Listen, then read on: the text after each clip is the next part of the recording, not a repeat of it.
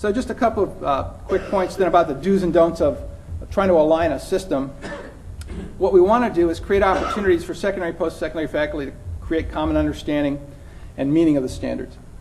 Getting people together is an important thing to do. What we've found as we've gone around the country, we have projects in South Carolina, in particular, and Illinois, Texas, other places, California, where we've brought faculty together, high school and college, for discussions about the Common Core state standards, about the quality of student work they're expecting, about the kinds of assignments they have. In South Carolina, we've had a project in its 4th year that's having the high school instructors and the college instructors meet the instructors from the last high school course in a sequence, for example, in English or math or science, meets with the college instructor in the first entry-level course in that sequence, and they try to align their expectations in their courses. Fairly simple, fairly straightforward. It's done on the local level, and yet it's profound in its effect on the teaching. It's not a big state policy effort. It's not in the abstract. It's very concrete. It's about redesigning syllabi and assignments. It's about rethinking the full skills set that students need to have to make that transition. And yet it's been very effective in doing that. Getting students more information earlier on their readiness in those 4 key areas. Right now, most students find out after the fact if they're ready for college, and that's what a placement test is, isn't it? It's when you're already there you find out if you were ready. Our students don't really know. We've got to work with them more on getting a wider range of information to them earlier. We want to collect more information, not just a fixed format test. We're all throughout high school and college, we have students writing papers, we have them doing research assignments, we have them doing projects, and yet that information never really gets calibrated against a college readiness criterion or standard. We want deeper learning and deeper performance. Not everything being 5-paragraph essays, not everything being short assignments, not worksheets.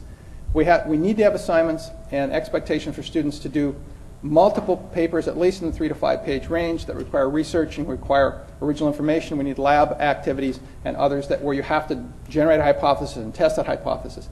We need a more varied and deeper set of learning activities for students to be truly ready. We've got to infuse the Common Core standards in English and math into multiple subject areas. The way the standards are written, they appear to be English and math standards, but if you look closely, they require sciences, social sciences, the arts, and other areas for full implementation. Particularly if you look at the reading and the language standards and ELA, and if you look at the math standards for mathematics practices standards on the mathematics side, what you find is that these can't be fully implemented without occurring in other subject areas. And yet the thing that concerns me is the discussion really is about English classes and math classes. It should be about the full set of academic courses, including career technical education courses, that students would take to prepare for post-secondary education, not just about English and math. And I think that's going to be a difficult discussion to have. We need also to provide training to teachers in a number of ways, but one of the key areas we found is that teachers have a hard time with the key cognitive strategies and developing more complex assignments.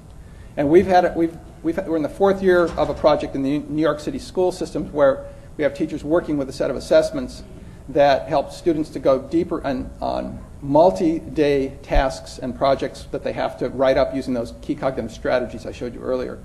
Very, very difficult to get the teaching skills to be able to have students formulate a problem, generate a hypothesis, identify the sources and collect information for research, interpret findings, analyze and evaluate what you have, organize those findings into something that you will write up as a paper. Those skills have to be developed through multiple opportunities to practice them. The don'ts: don't rely entirely on a cut score on a single English and math test for any high-stakes decisions. So even though the Common Core standards and the common assessments are going to yield a lot of good information, we want to make sure that that's part of a broader profile of information that we use when we're thinking about how ready students are for college. That we don't want to assume that all students need exactly the same knowledge and skills to be ready to succeed in the wide range of programs we have in college. If you think about it, it's possible to go into a 2-year program as a nurse or as a pharmacy technician or LPN and have one profile of information and skill and knowledge. It's possible to go into auto tech with another. It's possible to go into a bachelor's degree with another. We don't want to have cut scores and remediation become a barrier to students who might be ready in some areas, not ready in others. Let's think more about profiles than about absolutes, and let's learn more about what the entry-level programs really require of students and try to match up our interest expectations and our placement expectations to the students' aspirations and goals, which also means the students have to select earlier.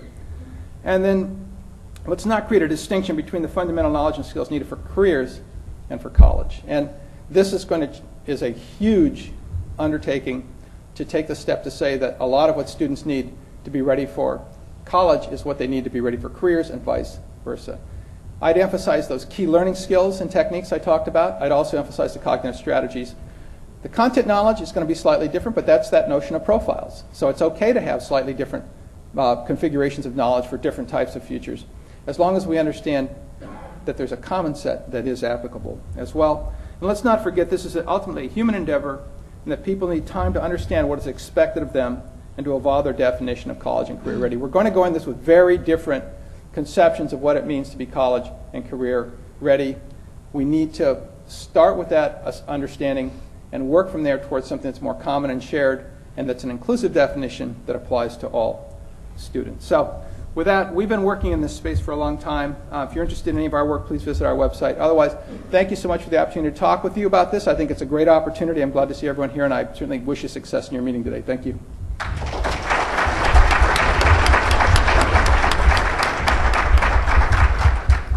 Thank you so much, Charlie and David, and everyone who is involved in putting this meeting together. It is, as someone who plans meetings, I don't think I've ever seen a meeting with more co-sponsors to it, and I know how complicated that can be.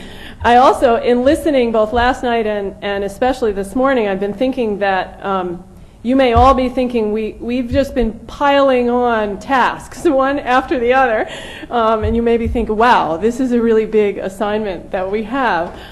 We all have to work together across lines we've never worked together before. We have to reframe the issue for our policymakers to understand it, and then we have to expand our definition of college readiness, and et cetera, et cetera.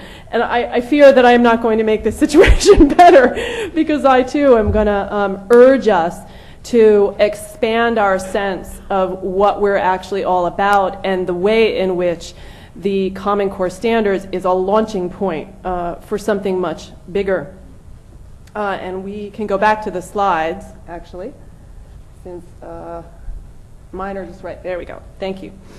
I want to actually begin by really building on exactly what Dane Lynn's message was, which was to urge us to think not just about college readiness in terms of whether students are prepared with both the knowledge and the skills that David's talked about to succeed in those entry-level courses, but can we ask a question, how do we set students up at every stage for success in the long term? So success across college, getting them to that degree mark, and then also how can we set them up for success beyond college in their post-college lives? And I want to come at this from sort of two different angles. One, I want to be sure that the K-12 people in the audience understand that as much ferment as is going on in K-12 around, as Jean said, a really serious sea change in how we're thinking about this, there's an analogous conversation and sea change going on in the college space. And we have to understand that everything is in flux, which makes this alignment even more challenging. You've probably all heard that metaphor of sort of building the plane while you're flying it, which is a metaphor. My husband's a pilot. He hates every time I use that metaphor because it's just, to him, it's completely nonsensical. But you probably feel that way if you're in K-12, right, and, around the Common Core Standards. We're sort of building something as we're flying these institutions that we're trying to run.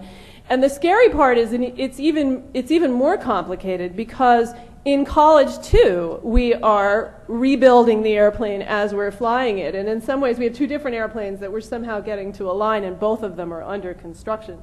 So it's a bit of a challenge, and that may be, of course, the reason why Dane and Jean got multiple messages when you went out to colleges and universities about what college readiness really means, because the college curriculum too, especially the general education curriculum, is under construction. It is being reinvented. The good news is that it's being reinvented in exactly the same context as you all are inventing a new set of Common Core standards. So the alignment may be not quite as challenging as we might expect.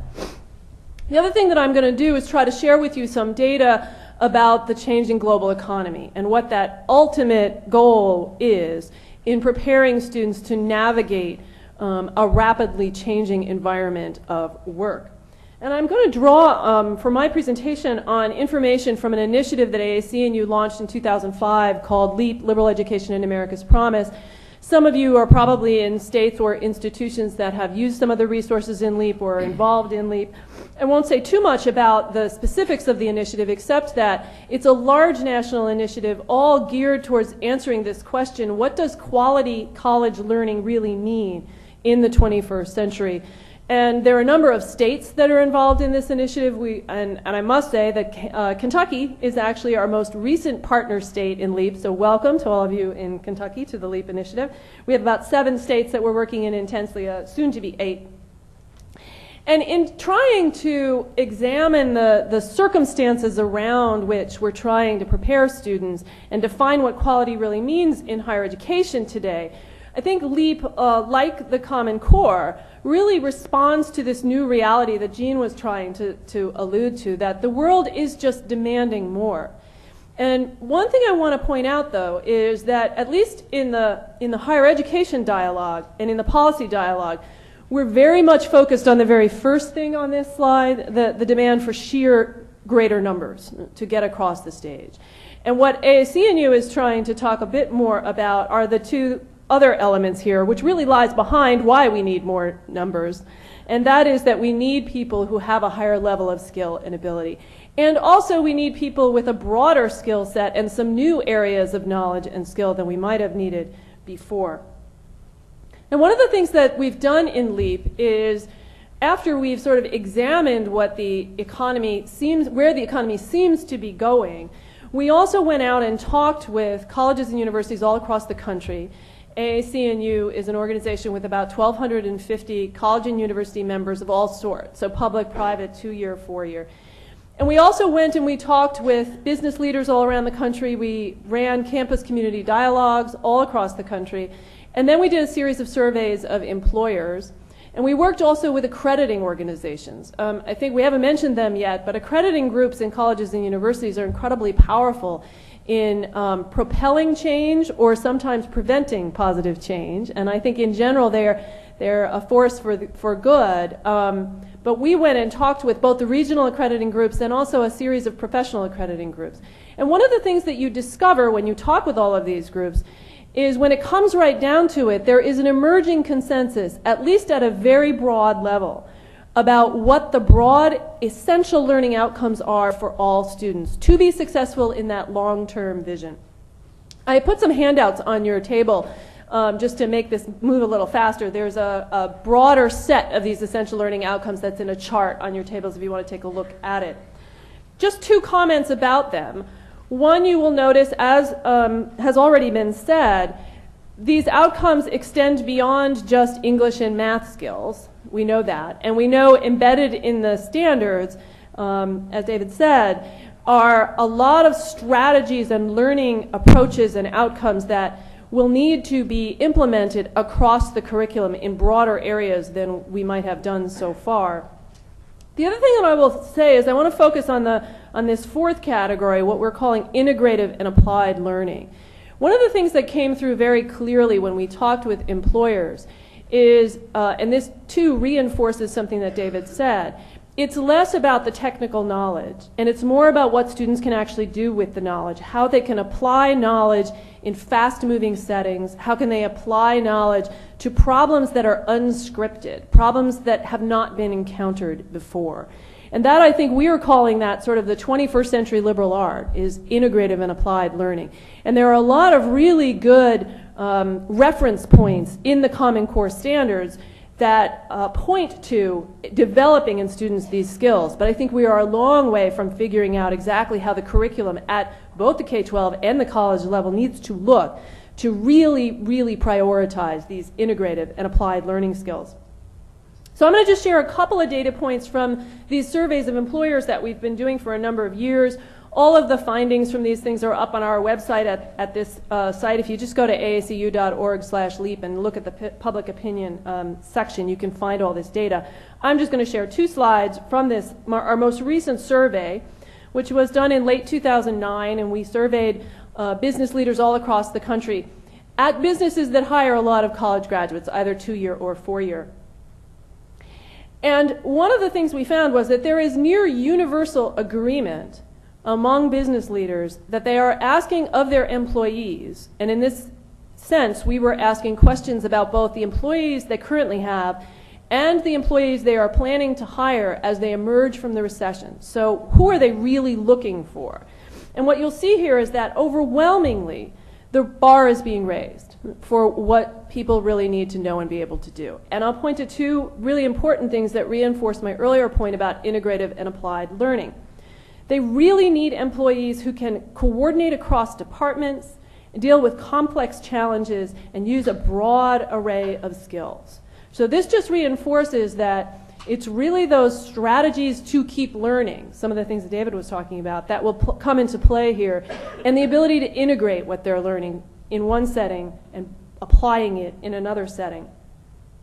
The other thing we asked about was that set of essential learning outcomes, and the way we framed this question for employers is to say, do you think colleges and universities should be placing more emphasis, less emphasis, or about the same emphasis on a whole set of learning outcomes? And you have the chart in front of you in your handouts with all of the results here. But these are the ones that really sort of rise to the top, where the most concern is. And I think you'll notice 2 things about this list. One, obviously, English language arts and literacy is a huge and important part of this. Critical thinking and analytic reasoning, exactly, again, the kinds of skills and capacities David was talking about, also important. But a couple of other things that we haven't mentioned: ethical decision making, and especially teamwork skills, the ability to work on problems in teams. And I know that at least in the college space, we are still really struggling with this. We work on collaborative learning frameworks, and we really try to do team-based learning, but we're not there yet in terms of doing it well. And I think that we all have to work much harder at both the K-12 and the higher ed level to do that. So I think that one message about all this is that actually colleges and universities and K-12 and the employers are more on the same page than you would think about the broad spectrum of outcomes that people need. Unfortunately, the less optimistic message I have is that even if K-12 does a fantastic job of preparing people for success in college, even beyond those intro courses, we're graduating a whole lot of people, in other words, success stories from K-12's point of view, who still don't have the outcomes that employers want. This is from an earlier study we did in 2008, where we actually asked employers to evaluate the college graduates they were hiring on a whole host of skills they said were important. And what you'll see on this chart is that the percentage who say they're very well prepared in a whole host of areas they also say are very important is not really very good. You'll notice that writing, for instance, something we've all been working on for a really long time, only about a quarter say that they are very well prepared in that area. That's incredibly important. Which is just to say that the gap we have to close, both in helping more students be prepared for college success and raising the bar in college to get them prepared for success beyond college, is really considerable. We have a long, long way to go. The good news is that both in K-12 and in higher ed, there's a lot of ferment. There are a lot of people out there really trying to reinvent the curriculum, change our pedagogies, change how we're assessing student learning. So there's an awful lot of ferment out there. And one of my big takeaway messages to all of you is, as we implement the Common Core standards, we absolutely have to be sure that we're aligning with where the curriculum is going, not where it has been.